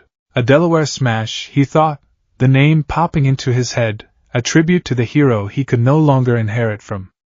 The pulse of force struck the water, creating a massive, swirling vortex. The villains, caught off guard, were sucked in along with Mineta's sticky purple balls, which clumped them all together in a helpless, struggling mass. The backlash from even that tiny pulse sent a sharp, painful jolt up Izuku's arm, making his finger feel like it had been slammed in a car door. But it wasn't broken. It was a manageable pain. As the villains were incapacitated, Izuku, Ajui, and Mineta made their way back to the central plaza, just in time to see the end of Aizawa's fight. Their teacher had been incredible, defeating dozens of villains single-handedly. But he was slowing down. His hair would drop, he'd blink, and a villain would get a hit in. His erasure quirk required line of sight, and couldn't be maintained indefinitely. He was fighting a war of attrition, and he was losing. He was facing the last three major threats: the Man of Hands, Tamura Shigaraki, the Mistgate villain, Kurojiri, and the hulking, bird-like monster, the Nomu. Shigaraki lunged at Aizawa. Their teacher dodged, but the villain's fingers brushed his elbow. The fabric of his costume there decayed, turning to dust. A decay quirk. You're so cool, Eraserhead, Shigaraki rasped. But as Aizawa prepared to counter, the giant Nomu moved. It wasn't a lunge. It was an instantaneous blur of motion, faster than Ida, faster than anyone Izuku had ever seen. It appeared behind Aizawa and slammed his head into the concrete plaza. The sound of the impact, a sickening, wet crunch, echoed through the dome. Izuku's blood ran cold. He saw Aizawa, his teacher, his mentor in controlling his own chaotic power, lying broken and bleeding, his arm twisted at an unnatural angle. The Nomu pinned him, its massive hands gripping him with impossible strength, and began to systematically break him. One arm. Then the other. This is your anti-symbol of peace, Shigaraki said, a note of childish glee in his voice. The bioengineered Nomu. But he's no match for you, is he, Eraserhead? You can erase quirks, but you can't erase pure, physical strength, can you? Izuku felt something snap inside him. The controlled, analytical part of his brain vanished, replaced by a white-hot, singular imperative. Save him. He moved before he even realized it, sprinting from the edge of the plaza toward the center. Midoriya-chan, no! Ajui yelled, but he didn't hear her. Shigaraki saw him coming. Oh? A child wants to play hero. The Nomu, still holding the broken Aizawa, turned its vacant eyes toward Izuku. It was a wall of muscle, an unstoppable force. Izuku knew, with absolute certainty, that a Delaware smash would do nothing. A full power blast might stop it, but it would also kill Aizawa and everyone nearby. He needed something else. Not power. Not space. Time. The green mark around his right eye, the most disorienting and passive of his curses, blazed to life. It didn't just tingle. It felt like his eye was being flash-frozen and set on fire simultaneously. The world didn't stutter. It froze. Everything stopped. Shigaraki, mid-sneer. The Nomu, its massive fist raised to deliver a final, crushing blow to Aizawa's skull. The dust motes in the air. Time itself had come to a dead halt, held in place by Izuku's will. The strain was immense. It felt like he was physically holding back the entire universe from moving forward. Blood began to pour from his right eye, hot and thick like tears. He couldn't hold this for long. He couldn't reverse the major injuries. The power wasn't strong enough for that, the cost would be too high. But he could fix the immediate. He lunged forward, moving through the frozen tableau. He reached Aizawa. The Noma's fist was inches from his teacher's head. Izuku placed his hands on Aizawa's skull, where the initial impact had occurred. He focused the time power locally, on that one spot. He didn't try to rewind the man's entire body, just the wound itself. He pushed. He felt a sickening lurch, like rewinding a gore-filled movie in fast forward. He saw the fractured bone of Aizawa's skull knit back together. He saw the ruptured blood vessels seal themselves. He couldn't fix the broken arms, but he had just reversed the fatal blow. The effort was monumental. The world lurched back into motion with a soundless crack. The Noma's fist completed its swing, smashing into the concrete where Aizawa's head had been a microsecond before. Izuku collapsed backward, his head exploding in agony. His right eye was completely blind, a sea of searing green light and black spots. The strain of manipulating time, even for a few seconds, was infinitely worse than space or power. Shigaraki stared, his scratchy breathing the only sound. What did you do?" he whispered, his red eyes wide behind the hand on his face. He had seen it. Aizawa's head, caved in one moment, intact the next. The boy moving like a phantom. A time quirk? On top of a warp quirk? And an energy quirk? What are you? His interest in All Might, in killing students, vanished. It was replaced by an all-consuming, greedy obsession. He pointed a trembling finger at Izuku. Kurogyri. That one. I want him. The Noma. Forget the teacher. Get me the boy. The Noma discarded Aizawa's broken form like a rag doll and turned its full, horrifying attention to Izuku. It let out a piercing, avian shriek and charged. Izuku was still on the ground, his vision swimming, his body screaming in protest. He was out of tricks. Time was too costly. Reality was too unstable. Space was for escape, not a fight. That left one option. The one Bakugo had been forcing him to drill. Raw, untamed, destructive power. He staggered to his feet, planting them firmly on the cracked concrete. He held up his right arm, the one that had been shattered before. You want me? He snarled, the pain and adrenaline making him reckless. Come and get me. He didn't try for a shield or a small pulse. He gathered the storm. The purple, hexagonal mark on his hand blazed to life, and this time, the light didn't stay there. It spread, lines of amethyst energy crawling up his arm like lightning, connecting to the other dormant marks, using them as conduits. He could feel the power welling up, a sun-going supernova in his core. The Noma was on him, its massive fist descending. Izuku roared and threw a punch. It was not a physical contest. Izuku's fist, wreathed in a maelstrom of raw, purple power, met the Noma's. The impact was not a crack of bone on bone. It was a deafening boom of energy versus matter. A hemispherical dome of purple force exploded outward from the point of impact. The plaza floor buckled and shattered. The villains who were still conscious were sent flying. The water in the shipwreck zone was blasted out of its basin, raining down across the entire facility. Izuku was blown backward, his arms screaming in agony, but the Noma was also thrown back, skidding across the plaza, its own arms smoking and mangled. It had been hurt. He had hurt it, but it was already healing. The torn muscle and shattered bone were knitting back together at a visible rate. Super strength and shock absorption weren't its only quirks. It had hyperregeneration too. Useless! Useless! Shigaraki shrieked with delight. You can't beat him. He was made to kill All Might. The Noma stood up, its arm fully healed, and charged again.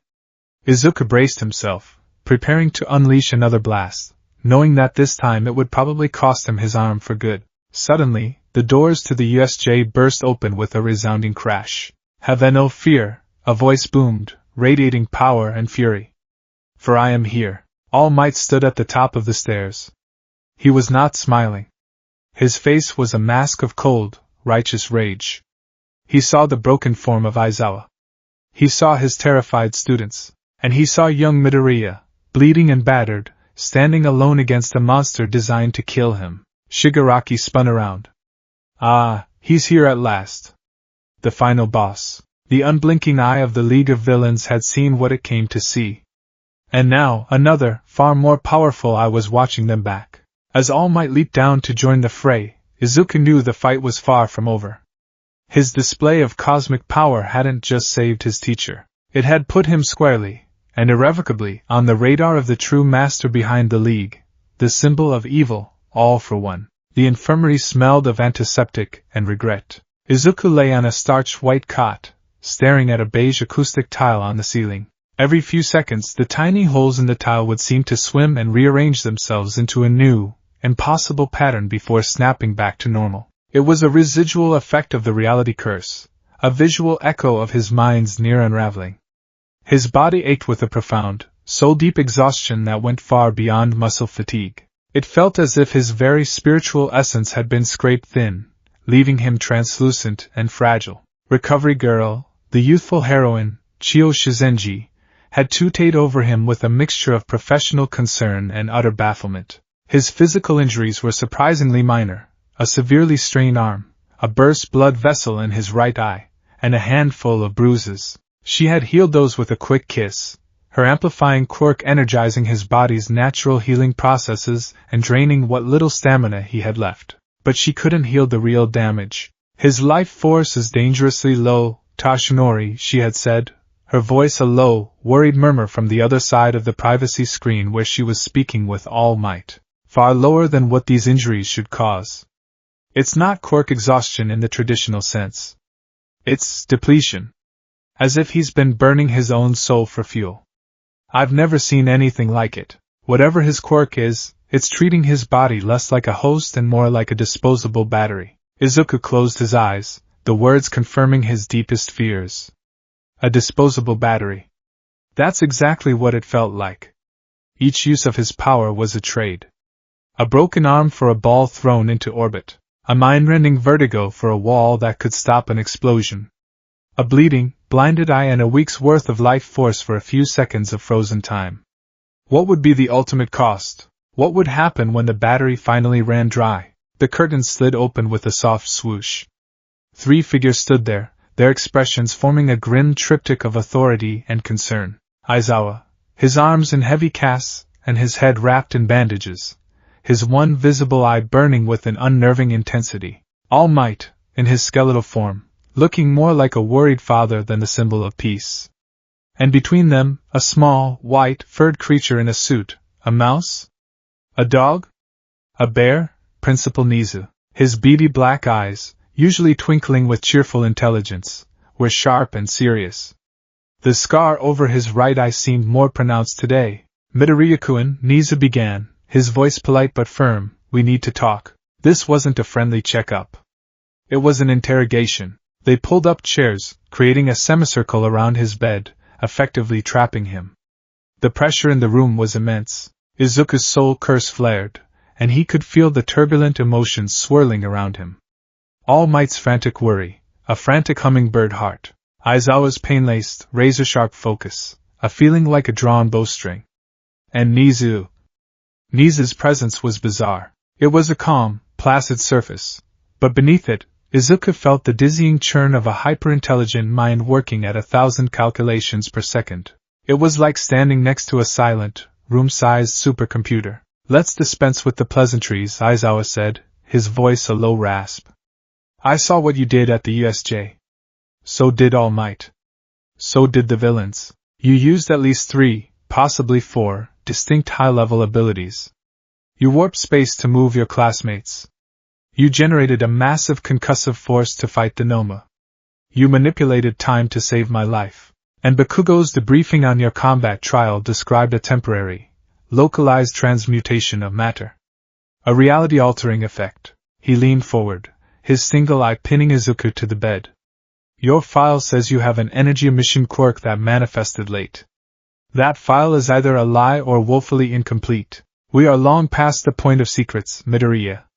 The League of Villains is no longer interested in All Might. Their leader, Shigaraki, is obsessed with you. We cannot protect you, and you cannot learn to control your abilities, if we don't know exactly what it is we are dealing with. So, you are going to tell us everything. The command was absolute. Izuku looked from Aizawa's demanding gaze to All Might's pleading one, to Nizu's calm, expectant stare. The dam of secrecy he had so carefully constructed, built from fear and confusion, finally crumbled. He took a shaky breath. It's not one quirk, he began, his voice barely a whisper. It's 6, he told them everything. He started with the day of the sludge villain, the eruption of purple light, and the terrifying, glowing marks that had appeared on his arm. He described the 6 curses that plagued his daily life, the overwhelming psychic static from the mind power, the disorienting spatial glitches from the space power, the nauseating time stutters from the time power, the crushing weight of life forces from the soul power, the agonizing, self-destructive nature of the power ability, and the terrifying mental toll of the reality warping ability. He explained how each power felt different, how each came with its own unique pain and cost. He described the colors he saw, the symbols that blazed on his skin, purple, blue, green, orange, red, and yellow. He confessed that he didn't feel like he was using a part of himself, but rather tapping into 6 ancient, angry forces that had somehow become chained to his existence. The 3 teachers listened in profound silence, their expressions growing more grave with every word. When he finally finished, the room was thick with a stunned, heavy atmosphere. All Might looked pale, his hand covering his mouth where he sometimes bled. Aizawa seemed to have retreated even further into a stoic, analytical shell. But Nizu's beady eyes were gleaming with an intensity that bordered on manic. He was not just listening, he was connecting patterns, running simulations, his super-intelligent brain processing this impossible data. 6 fundamental forces, Nizu murmured, his voice a low, excited hum. He hopped off his chair and began to pace, his tiny feet making soft pattering sounds on the linoleum floor. Power, space, time, reality, mind, and soul. This isn't just a multiple quirk phenomenon like that of All for One. His abilities are stolen, stockpiled. They are separate entities contained within a host. What you describe, Midoriya-kun, sounds cohesive. Symbiotic, even if it is parasitic in nature. The 6 powers seem to be different facets of a single, unified entity. He stopped pacing and turned to face Izuku, his expression one of awe and terror. Have you ever heard of the Quirk singularity theory, Midoriya-kun? Izuku shook his head. It is a theory, a fringe hypothesis really, that I've been developing for some time, Nizu explained. The premise is that as generations pass, quirks will continue to mix and evolve, growing stronger and more complex. Eventually, they will become so powerful and intricate that they will exceed the human body's ability to control them. They will become powers that no single individual can hope to wield, resulting in uncontrollable children and societal collapse. He gestured vaguely at Izuku. Many believe it's a doomsday scenario centuries away. I, however, have always believed we would see precursors. Outliers. Aberrations. He looked at Aizawa and All Might. We have been thinking of this as just a quirk. We have been trying to fit it into our existing understanding of human evolution. We have been wrong. I don't believe Midoriya-kun has a quirk in the traditional sense at all. He turned back to Izuku, his voice dropping to a near whisper. Midoriya-kun, I believe what has awakened inside you is what I would call a genesis quirk. A power that doesn't just manipulate a small aspect of our world, but one that embodies its foundational, conceptual pillars. A power not born from human genetics, but one that might predate them entirely. You are not just an outlier. You may very well be the living embodiment of the quirk singularity itself. The room was silent again. The weight of Nizu's words settled over Izuku, a shroud of terrifying significance. Genesis quirk. Quirk singularity. The terms were academic, but the meaning was clear. He wasn't just a boy with a dangerous power. He was a potential extinction-level event. A walking, talking doomsday clock. The pressure in his chest intensified, and he felt a wave of dizziness wash over him. So what do we do? All Might asked, his voice strained. How can we possibly teach him to control something like that? We must recontextualize the problem, Nisa said. We cannot treat this like training a muscle. This is more akin to negotiating a treaty with 6 warring demigods who all happen to live in the same house. Midoriyakuin's efforts with young Bakugo to isolate and control one power at a time is the correct approach. But it's not enough. He's trying to tame them from the outside. He needs to understand them from the inside. Nisa's gaze softened slightly. Midoriya-kun, you spoke of the mind curse. The psychic static. You've been treating it as an affliction, trying to block it out. What if you did the opposite? What if, instead of building a wall, you tried to build a door? What if you tried to listen, not to the surface thoughts of those around you, but to the power itself? That night, Izuka couldn't sleep. Nisa's words echoed in his mind. Listen to the power itself. It sounded like something from a fantasy novel, not a heroics lesson. How could he listen to a power that felt like a migraine made of pure anxiety? He sat up in his bed at home, the moonlight streaming through his window, illuminating his all-might posters. They seemed to mock him now, relics from a simpler time when he believed power was a gift you earned, not a curse you were born with. He closed his eyes and tried to follow Nisa's advice. Instead of fighting the psychic static, he let it in. He lowered his mental shields and focused on the faint, throbbing pain in his right temple, the epicenter of the mind curse. At first, it was the usual chaos.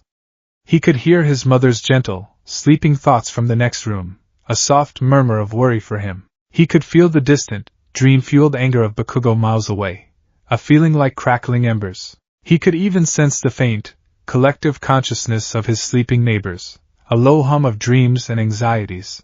But he pushed past it. He focused inward, not outward. He tried to find the source of the pressure in his own head. He imagined himself walking down a corridor in his own mind, away from the doors that led to the outside world, and toward a single, glowing yellow door at the very end. As he drew closer to it in his mind's eye, the pain in his temple sharpened. This was it. The source. He reached out a mental hand and pushed the door open. The sensation was not a thought or a sound. It was an influx of pure, raw, unadulterated knowing. It was a flash of cosmic data that overloaded his human brain. He saw patterns of thought as intricate webs of light, emotions as shifting spectrums of color. He saw the complex neural network of his own brain, and for a terrifying instant, he understood it completely. It was too much. His mind, his simple human consciousness, was a thimble trying to catch a waterfall. He recoiled, pulling back mentally, the yellow door slamming shut. He gasped, his eyes flying open, his heart hammering against his ribs. That was a mistake. Nisa was wrong. There was nothing to listen to, only an abyss of information to drown in. He was about to give up when he felt it. Another presence. It wasn't coming from the yellow door of the mind. It was a different feeling, a different direction. A quiet, steady, solemn warmth emanating from his chest. The soul curse. The orange one? Throughout all his struggles, the soul curse had been the most passive. It was overwhelming in crowds, yes, but it didn't cause him physical pain or disorient him. It was just there, a constant, low-level awareness of life. What if?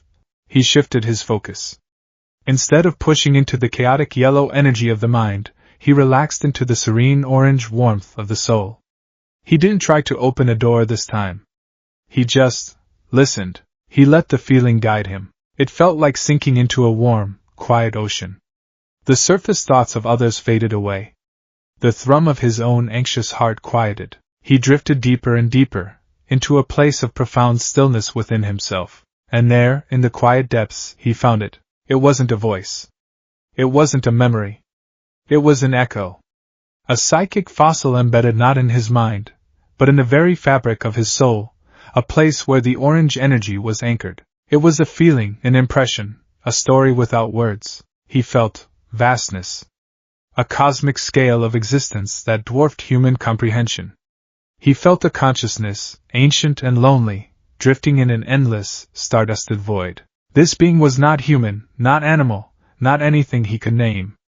It was a being of pure creation, its thoughts the birth of galaxies, its breath the solar winds. It was, for lack of a better word, a god. Then he felt an injury. A cataclysmic wound. A deep, fundamental schism that ripped through the fabric of this cosmic being. It was a betrayal, a self-inflicted wound, a sacrifice. The context was lost, like a word on the tip of his tongue, but the raw emotion of it remained. He felt the being begin to die, its light fading, its colossal consciousness unraveling, and as it died, it fractured. In its final, agonizing moment, its essence, its very being, shattered into 6 distinct pieces. 6 fundamental concepts that had once been a unified whole. One piece was pure, boundless energy, the engine of creation. It flared a violent purple. One piece was the concept of location, the A to B of existence. It shone a brilliant blue. One piece was the flow of causality, the before and after. It pulsed a steady green. One piece was the very definition of this versus is not, the tapestry of the physical world. It burned a searing red. One piece was the concept of awareness, of thought and self. It glowed a radiant yellow. And the final piece, the one he was connected to now, was the core of it all. The spark of life, the animating principle, the soul. It radiated a serene, warm orange. He witnessed these 6 fragments of a dead god, 6 infinity stones of conceptual power, hurtle through the blackness of space. He saw them streak across the void and plunge into the swirling, primordial clouds of a nascent planet. A young, cooling world. Earth. They did not strike the planet like meteors. They dissolved into its very essence, seeding the world with their phenomenal power. The orange of soul sparked the first single-celled life in the oceans. The red of reality governed the laws of physics that would allow it to evolve. The green of time set the clock for that evolution to occur. The blue of space defined the world it would grow in. The purple of power lay dormant in its core, the engine of its geothermal heart. The yellow of mind waited in the background, a latent potential for consciousness, and from that seeded ground life grew. It evolved. Millions of years passed in a compressed flash of spiritual memory. And eventually a strange, bipedal ape began to develop a new kind of awareness. And then, a child was born, bathed in light. The first Quirk. The dormant power, seeded billions of years ago, had finally found a vessel complex enough to express it. The echo faded. Izuka gasped, his eyes snapping open. He was back in his room, but the world felt different. Sharper. More real. He was trembling, not from fear, but from the sheer, earth-shattering weight of the revelation. His Quirk. His Genesis Quirk. It wasn't a mutation. It wasn't from his parents, who were both functionally quirkless. It was a sliver of a dead god's power that had lain dormant in the planet's very bedrock for eons, waiting. Waiting for a catalyst. Waiting for a vessel with a will strong enough, a desire desperate enough, to call it forth. His desperate, selfless need to save Kaken hadn't just awakened a Quirk. It had answered a prayer that was billions of years old. He was not just a host or a battery. He was the first person in the history of the world to reawaken and reunite all 6 of those divine fragments within a single soul. He looked down at his hands, seeing them in a new light. They weren't just the hands of a boy. They were the crucible where the shattered essence of a creator was being reforged. The fear was still there. The terror of the power, of the cost, was as real as ever. But now, for the first time, it was joined by something else. Not hope, not yet. But understanding, a sense of profound, terrifying purpose. He now knew what he was. The next step was to figure out why. And to survive long enough to do it. The whispers of Genesis had given him a history, but the unblinking eye of All for One was focused on his future, and that was a future he would have to fight for.